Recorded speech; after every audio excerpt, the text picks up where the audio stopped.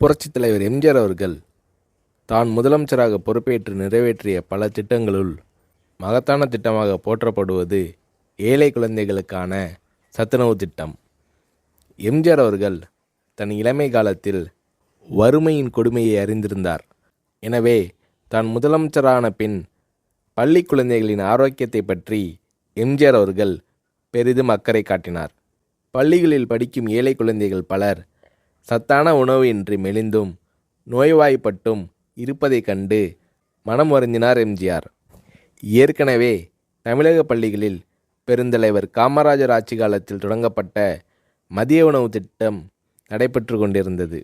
எம்ஜிஆர் அத்திட்டத்தை 1/7/1982 அன்று சத்துணவு திட்டம் என்ற பெயரில் பயனுள்ள திட்டமாக மாற்றினார்.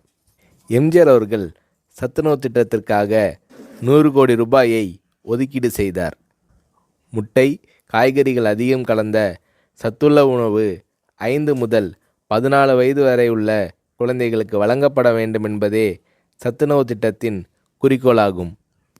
இந்திய பொருளாதார முன்னேற்றம், தொழில் முன்னேற்றம் என்பதை விட இன்றைய குழந்தைகளின் பசியும் ஆரோக்கியமும் அவசியம் என்பதை உணர்ந்தே சத்துணவு திட்டத்தை நான் அறிமுகப்படுத்தினேன் என்று சத்துணவு திட்டம் பற்றி எளிமையாக விளக்கமளித்தார் எம்ஜிஆர். எம்ஜிஆர் அவர்கள் அறிமுகம் செய்த சத்துணவு திட்டத்தை உலகமே வியந்து பாராட்டியது. மேலை நாட்டு தலைவர்கள் மற்றும் மக்கள் தொண்டு அமைப்புகளும் இத்திட்டத்தால் ஈர்க்கப்பட்டனர். ஏழை குழந்தைகளின் ஆரோக்கியத்தை பற்றி அக்கறை கொண்ட தலைவர் தமிழக முதல்வர் எம்ஜிஆர் தான் என்று மேலை நாடுகள் எல்லாம் எம்ஜிஆர் அவர்களை போற்றி பாராட்டின.